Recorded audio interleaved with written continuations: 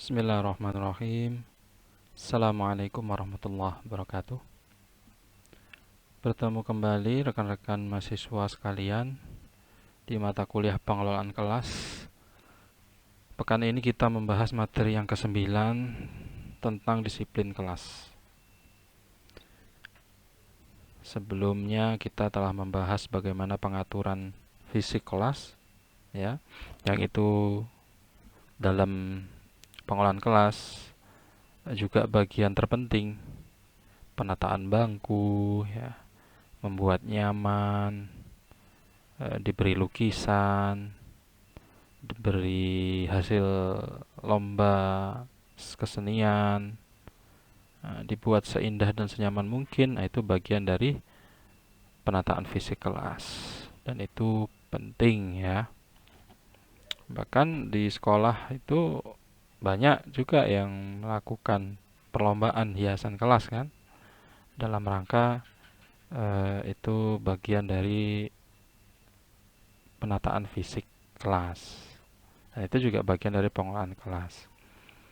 Nah, ini lanjutannya, jadi disiplin kelas itu bagaimana? Apakah hal ini, tema ini, bahasan ini termasuk juga dengan pengelolaan kelas? Bagaimana korelasinya, hubungannya? Nah, kita bahas di sini. Disiplin, definisi dulu ya. Definisi dari disiplin adalah kesadaran untuk melakukan sesuatu dengan tertib sesuai dengan peraturan yang berlaku dan penuh tanggung jawab. Jadi kesadaran, ya, dengan sadar, bukan dengan keterpaksaan, bukan dengan hukuman yang keras. Ini kalau dalam konteks disiplin ya. Beda lagi dalam konteks peraturan atau eh, kode kode etik, misalnya kode etik siswa gitu ya, atau buku buku penegak disiplin gitu kadang. Nah, itu kan dalam tujuan juga disiplin kan, untuk menumbuhkan kesadaran. Kesadaran itu tumbuhnya dari kebiasaan, ya, yang sudah diberlakukan dengan penuh tanggung jawab tanpa paksaan.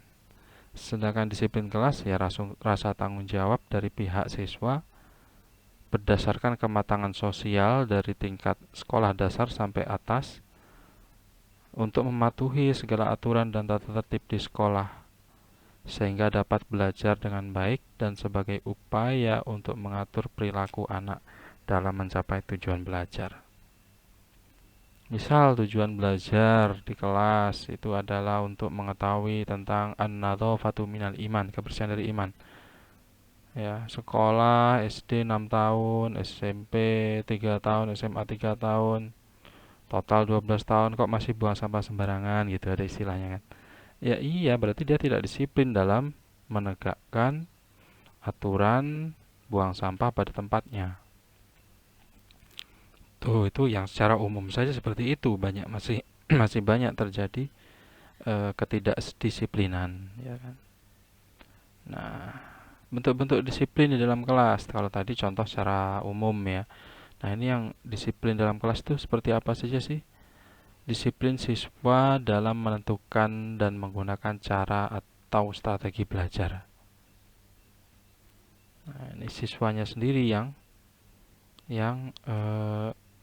apa namanya, berupaya kesadaran, ya, dengan kesadaran tinggi menentukan dan menggunakan cara atau strategi belajar.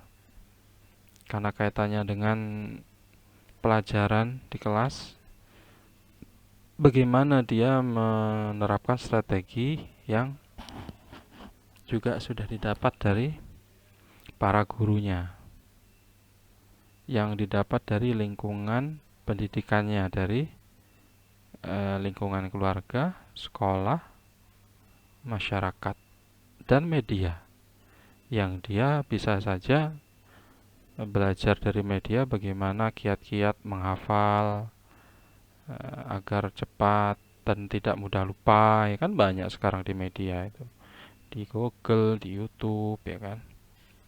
Nah, bagi yang sedang proses belajar tahfidz Quran, menghafal Al-Quran, nah, itu kan dengan strategi apa? Strategi di pagi hari atau bangun tengah malam itu bagian dari strategi belajar. Nah, atau di kelas yang durasinya dari jam 7 pagi sampai jam 1 siang misal. Nah, setelah sholat duha misalnya gitu kan. Itu bagian dari cara dan atau strategi belajar kan. Itu kalau orang yang disiplin tanpa paksaan tadi dari sisi dari definisinya kan, itu ya akan menjadi kebiasaan. Akan menjadi kebiasaan. Saya sendiri misalnya ya, bukan berarti ria atau apanya. Saya juga akhirnya karena itu saya paksakan dulu ya, walaupun tanpa paksaan ya, tapi disiplin kebiasaan bisa terjadi karena kebiasaan. Ya kalau belum sholat duha gitu ya ada yang kurang gitu. Nah, ada yang kurang, apalagi kalau mau ngajar gitu ya atau mau ke kantor misalnya itu sebelum sebelum sholat duha gitu kok kayak ada yang kurang gitu ya. Nah, akhirnya kan disiplin, berusaha semaksimal mungkin tidak pernah lewat sholat duha. Nah itu juga bagian dari strategi belajar sejak saya di pesantren dulu terbiasa itu. Jadi untuk menggapai ketenangan belajar ya biasanya jam-jam pertengahan perpatan itu ya jam setengah sembilanan gitu itu ngantuk-ngantuknya ya jam 9. Nah, itu kan dengan berwudu itu juga bagian strategi. Tuh. Kedua, disiplin terhadap pemanfaatan waktu. Juga sama kita diberi waktu sama 24 jam. Tapi kok berbeda-beda tingkat keberhasilannya. Berbeda-beda dalam meraih pendidikan formal, baik formal maupun non formal. Ya manfaatkan waktu gitu ya. Disiplin terhadap pemanfaatan waktu. Al waktu asmanu minat zahabi. Waktu itu lebih berharga daripada emas. Al waktu kasayf fa'ilam taqta'uhu qata'aka. Waktu itu bagikan pedang. Jika tidak bisa memanfaatkannya dengan baik, memainkannya dengan baik, maka pedang itu akan menusuk diri sendiri.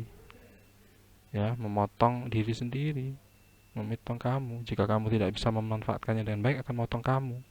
Karena waktu tidak bisa terulang. Jangan disia-siakan. Eh, Sedang masa-masa SMA, manfaatkan itu. Jangan pacaran terus ya. Manfaatkan untuk mengasah jati diri, untuk mengasah bakat minat. Isi dengan kegiatan-kegiatan positif, olahraga, dengan membentuk kelompok kreatif misalnya ya tuh. Mengerjakan tugas di sekolah. Mengerjakan tugas di sekolah itu jangan kemudian dikerjakan di rumah karena ada sendiri PR. Ya, tugas di rumah ada sendiri. Kalau tugas sekolah itu untuk latihan, tugas di rumah itu untuk pengulangan. Tuh. Disiplin terhadap tata tertib juga itu dibiasakan. Kalau biasa memberontak melanggar, ya itu apa namanya ya harus dirubah, ya harus dirubah. Teknik-teknik membina disiplin kelas, ada tekniknya, teknik keteladanan. Oh berat loh jadi pendidik itu. Harus meneladani. Saya sendiri dosen, menekankan kepada mahasiswa, kepada murid saya eh, apa namanya tugas-tugasnya terkait karya, tapi saya tidak punya karya lah. Gimana itu ya? Toh? Ya pasti tidak bisa menjadi teladan. Oh itu aja tidak pernah apa namanya tidak pernah membuat karya juga atau jangan telat masuk kelas sebagai bentuk disiplin kelas lah. Wong gurunya, dosennya telat-telat datangnya. Ya kan apalagi mahasiswa itu sudah dewasa semua sudah paham. Oh ala pakku itu datangnya telat itu santai. Oh ala pakku itu enak. Tidak usah dikumpulkan lah tugasnya.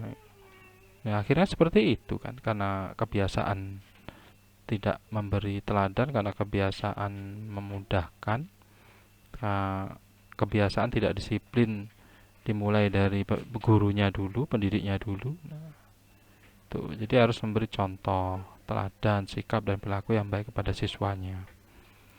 teknik bimbingan guru. Selain diberi keteladanan juga diberi bimbingan. Ya, diberi bimbingan. Guru senantiasa memberikan bimbingan dan penyuluhan untuk meningkatkan kedisiplinan para siswanya, diberi motivasi. Jika tidak disiplin, dibiasakan. Jika tidak dimulai dan dibiasakan sebagai bentuk disiplin diri, itu akan menjadi seperti ini loh, gitu. Kalau terbiasa dengan hal-hal negatif, yang jelek, nanti akan seperti ini, merugikan diri sendiri. Apalagi yang ciwi-ciwi ini ya, perempuan-perempuan ini. Kebiasaan mengeluh di sosmed, kebiasaan apalagi curhat di sosmed. Nah, itu nggak baik kan, nanti menjadi apa namanya menjadi pandangan orang lain bahwasanya oh ini tukang ngeluh, oh ini banyak masalahnya, orang ini permasalahannya rumit gitu. Nah, lebih baik curhat dengan sang pencipta, dibiasakan itu. Nah, itu akan lebih berdampak memberikan solusi daripada, dan lebih tenang juga di sosmed semua orang tahu, akhirnya mengecap bahwasanya itu perilaku negatif dari si siswa A misalnya. Padahal belum tentu juga itu kan. Nah, itu. Nah, ini harus dibimbing, harus diarahkan. Apalagi zaman sekarang itu para penerima kerja itu melihatnya tidak sebatas CV di dalam kertas saja ya, biodata dalam kertas, tapi ditelusuri betul sosmednya. Ditelusuri betul. Zaman sekarang sudah era 4.0 ya, 4.0 ya, 4.0. Era era digital. Bisa ditelusuri sesuai enggak ini orang. Kalau kebiasaannya disiplinnya baik, maka antara sosial medianya dengan sosial nyatanya sama gitu ya, seimbang. Jadi harus terus disiplin itu dibentuk dari bimbingan. Yang ketiga, teknik pengawasan. Nah, selain memberi teladan, dibimbing, tetap harus diawasi juga, apalagi sekolah, siswa ya. Mulai dari tingkat dasar sampai menengah atas itu, ini kan pembentukan karakter, fase-fase golden age di sini kan. Itu harus diawasi.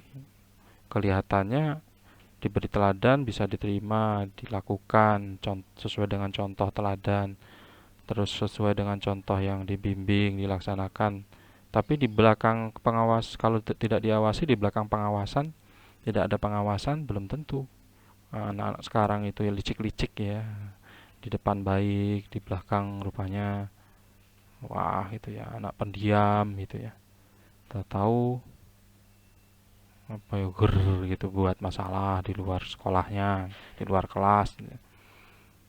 Rupanya melanggar tingkat disiplin disiplin tinggi, bukan sedang menengah atau kecil lagi ya.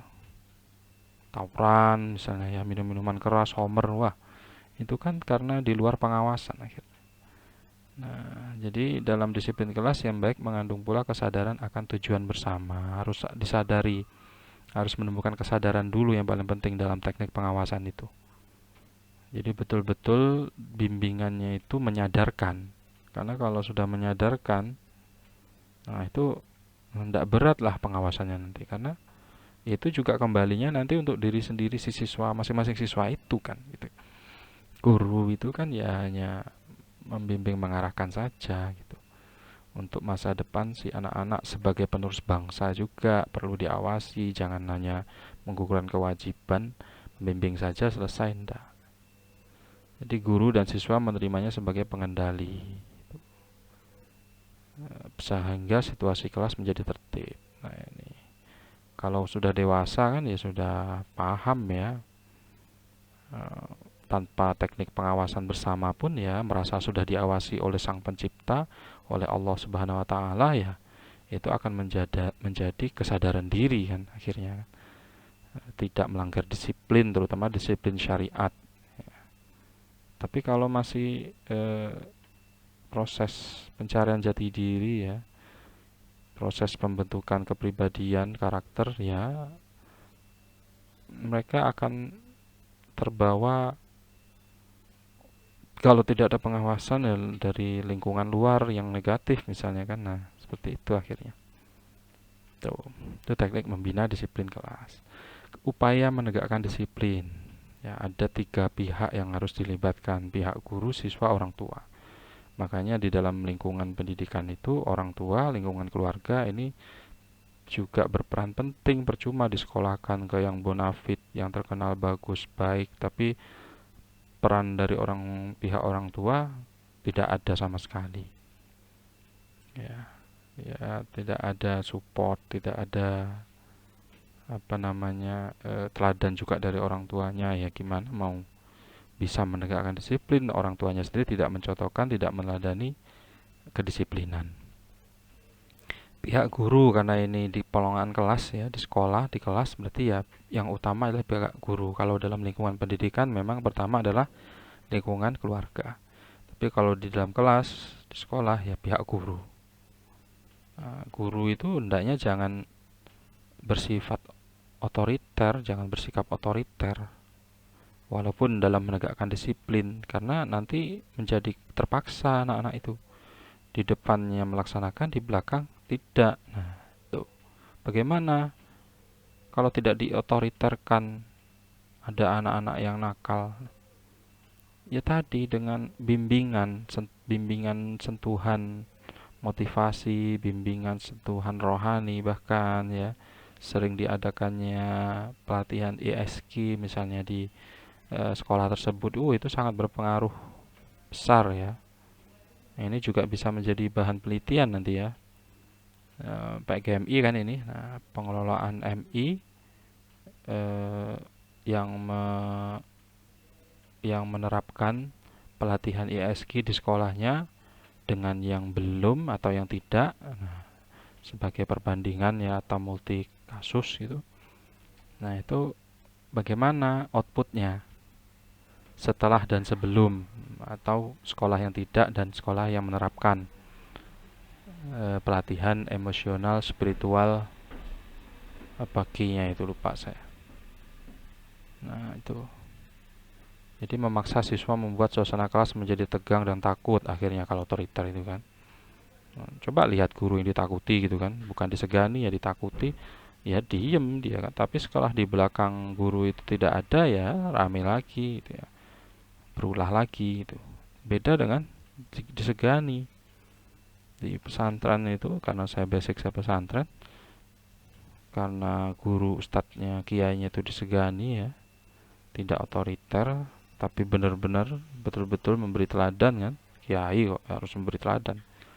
Jadi masuk kelas gitu pecinya diletakkan, misalnya kosong kelasnya, gurunya tidak hadir gitu ya, pecinya diletakkan, terus nanti keliling lagi ngecek, oh ada juga kelas yang kosong, pulpen kiai diletakkan, terus keliling lagi. Nah, kemudian sapu tangan diletakkan di meja guru. Nah, itu siswa santri tidak akan berani ramai, tidak akan berani keluar walaupun jam istirahat, walaupun pergantian jam, jika kiai itu belum kembali untuk mengambil barang-barang yang ditinggalkan tadi. Itu saking berwibawanya, saking apa ya, karena tadi sudah membimbing, sudah memberi teladan. Nah, itu juga bagian dari pengawasan walaupun meletakkan barang ya. Nah, karena itu semua berjalan ya, penuh kesadaran walaupun tanpa ada orangnya, ada yang bersangkutan, si kiai tersebut. Guru harus percaya diri bahwa ia mampu menegakkan disiplin bagi dirinya dan siswanya. Ya harus pede dulu, ini bagian dari kompetensi dasar ya, kompetensi pedagogik, kompetensi profesional ini. Guru jangan memberikan janji-janji yang tidak mungkin dapat ditepati. Memperbaiki perilaku memerlukan waktu dan bimbingan. Jadi jangan menjanji-janjikan gini gini gini gini, tapi ya diarahkan, ada prosesnya. Siswa-siswa itu peserta didik itu, apalagi tingkat dasar ya, yang tidak bisa langsung berubah drastis, tidak bisa, mereka belum mengerti. Jadi sangat berjasa sekali guru-guru di tingkat dasar PAUD itu, TK itu ya. Karena sulit mengarahkan anak anak kecil itu, tapi juga mudah gitu, sulit tapi mudah karena mereka masih polos, mereka masih suci, masih fitrah, belum terkontaminasi. Nah, itu. Jadi ya antara sulit kalau sudah jiwanya gitu kan, senang-senang saja. Saya punya saudara itu ya dia S2 tapi dia senang ngajar TK, ngajar PAUD. Seharusnya S2 itu kan ya bisa guru tingkat sekolah menengah atas bahkan dosen ya. Tapi dia justru menikmati itu karena sudah kebiasaan itu, menegakkan disiplin pun juga juga sudah biasa, itu akan dinikmati. Akan dinikmati, itu bagian dari pembentukan karakter ya.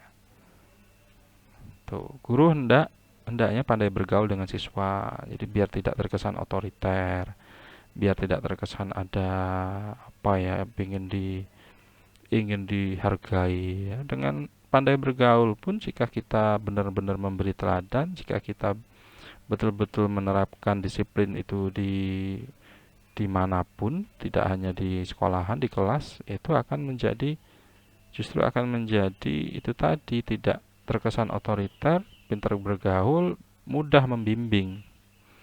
Itu karena ada kedekatan emosional terutamanya ya.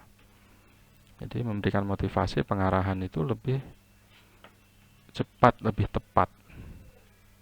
Tuh ya, tapi jangan terlalu dekat juga yang akhirnya bisa menghilangkan rasa hormat si siswanya terhadap guru. Itu dari pihak guru ya, upaya menegakkan disiplin. Dia tidak bersifat otoriter, harus percaya diri, tidak memberi janji-janji tapi terus berupaya memperbaiki perilaku, kemudian pandai bergaul. Dari pihak siswanya, upaya menegakkan disiplin, siswa hendaknya memiliki rasa tanggung jawab sosial untuk turut serta menciptakan suasana disiplin di dalam kelas. Jadi harus sadar dulu bahasanya aku ini siswa, aku harus manut dengan aturan yang sudah dibuat.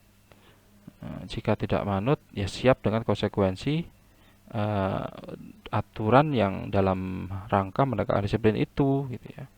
Melanggar 3 kali ya harus keluar dari sekolah itu, misalnya ada catatan poin buku pelanggaran disiplin gitu misalnya. Ya harus bertanggung jawab dong, harus konsekuensi dengan itu dalam rangka menegakkan disiplin. Kalau tidak ditegakkan, apalagi pilih kasih ya, akan merusak sistem disiplin itu sendiri. Mentang-mentang anak kepala sekolah ya kemudian tidak diterapkan, nah ini akhirnya teman-teman yang lain kan ikut-ikutan. Lalu siswa hendaknya memiliki kesadaran untuk mentaati aturan. Jadi selain memang rasa tanggung jawab juga harus sadar. Dan itu juga harus ada sedikit paksaan dari pihak sekolah ya. Kalau zaman sekarang itu karena adanya HAM, adanya Komisi Perlindungan Anak, jadi sekolah itu yang menerima murid baru kan tanda tangan di atas materai, baik wali siswanya dan siswanya juga kan. Jadi nanti kalau melanggar, sudah membaca tata tertib aturan di situ, dihukum. Jika hukuman itu merasa merugikan hak sebagai manusia, dia sebagai siswa tapi HAM-nya merasa dilanggar, tidak bisa dituntut. Nah, itu dalam upaya menegakkan disiplin juga ya.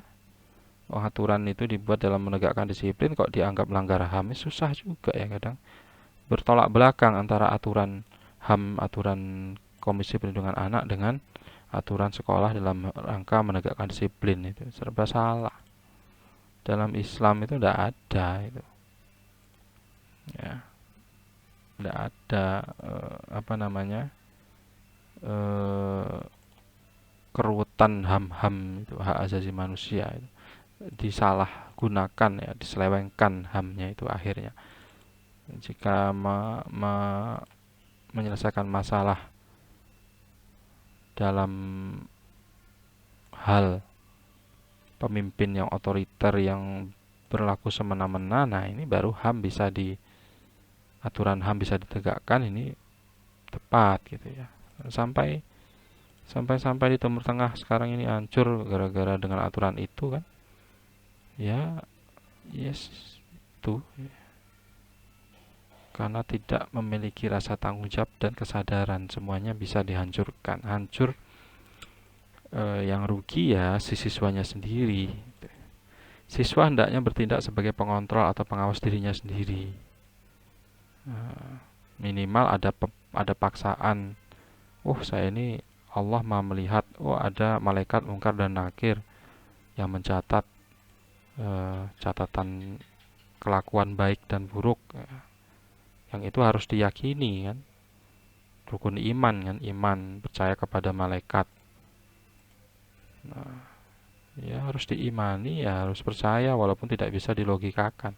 Besok di akhirat pas dibuka semua baru percaya ya terlambat sudah. Sama dengan siswa setelah lulus dari sekolah tersebut, nah, kemudian karena ketidakdisiplinan yang sering dilakukan di sekolah sebelumnya, kemudian dia tidak diterima di sekolah yang lebih kualitas yang didambakan semua wali murid dan murid karena ketidakdisiplinannya. Nah, itu sekarang sinkron loh ya, sinkron itu sekarang. Tuh, jadi ya kontrol diri sendiri, pengawasan dari diri sendiri. Dimulai dari sendiri, ibda binafsik, dimulai dari diri sendiri. Tanpa merasa harus diawasi. Oh, tidak ada yang mengawasi aja lah saya melanggar. Itu tidak, itu dari pihak siswa harus ada kesadaran seperti itu. Kemudian apabila suatu saat melakukan pelanggaran, maka siswa harus berjanji pada dirinya sendiri untuk tidak mengulanginya. Nah, walaupun itu ketahuan atau tidak, itu harus berjanji. Itu ya namanya al-insanu makanul khata' wan nisyan. Manusia itu tepatnya salah dan lupa gitu. Walaupun sudah semaksimal mungkin memiliki rasa tanggung jawab, kesadaran, mengawasi, mengontrol diri sendiri agar tidak melakukan disiplin, tidak melanggar disiplin, tapi kok kemudian harus melanggar. Nah, itu harus berjanji kepada diri sendiri gitu ya. Tuh. Kemudian upaya menegakkan disiplin dari pihak orang tua. Orang tua hendaknya harus mengetahui juga tata tertib disiplin dari sekolah itu.